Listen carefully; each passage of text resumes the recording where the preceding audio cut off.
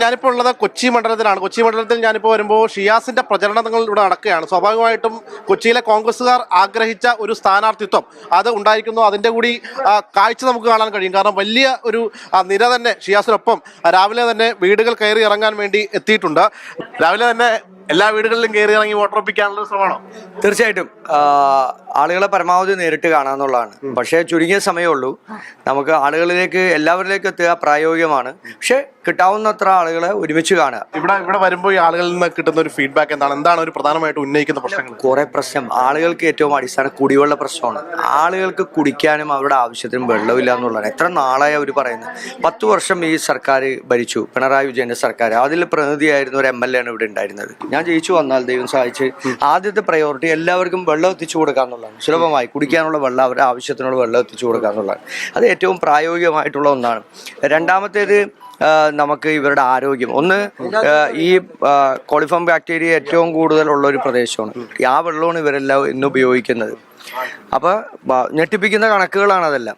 കഴിഞ്ഞ വേനൽക്കാലത്ത് എത്ര പേരാണ് ഈ അഴുക്ക് വെള്ളം കുടിച്ച് ഡെങ്കിപ്പനിയും മറ്റും വന്ന് മരണപ്പെട്ടത്. അപ്പോൾ ആളുകൾ മരണപ്പെടുന്ന സാഹചര്യത്തിലേക്ക് പോലും മാറുകയാണ്.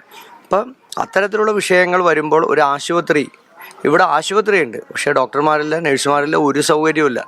ഒരുപക്ഷെ ഈ DC പ്രസിഡന്റ് ആയിരുന്ന സമയത്തൊക്കെ ഇവിടെ കൊച്ചിയിലെ എല്ലാ പ്രദേശങ്ങളിലും പോയി ഇറങ്ങിയുള്ളൊരു പരിചയമുള്ളതുകൊണ്ട് ഈ മണ്ഡലത്തെ നന്നായിട്ട് പഠിച്ചിട്ടുണ്ട്. തീർച്ചയായിട്ടും ഈ വിഷയങ്ങളിലൊക്കെ ഞാൻ ഇടപെട്ട വിഷയങ്ങളാണ്. കടലുകയറ്റ വിഷയമാണെന്നുണ്ടെങ്കിലും, ഒരുവെള്ള ഭീഷണിയാണെന്നുണ്ടെങ്കിലും, ഈ ഹോസ്പിറ്റലുകളിലെ ശോചനീയാവസ്ഥയാണെന്നുണ്ടെങ്കിലും, കുടിവെള്ള പ്രശ്നമാണെന്നുണ്ടെങ്കിലും, ഈ സമരങ്ങളിലെല്ലാം ഭാഗവാക്കായ ഒരു DCC പ്രസിഡന്റാണ്. അപ്പോൾ സ്വാഭാവികമായും ഇവിടുത്തെ ആളുകളുടെ ജനജീവിതവുമായി ബന്ധപ്പെട്ടുള്ള എല്ലാ വിഷയങ്ങളും സർക്കാരിൻ്റെ സാന്നിധ്യമില്ലാത്ത 10 വർഷമാണ് കടന്നുപോയത്.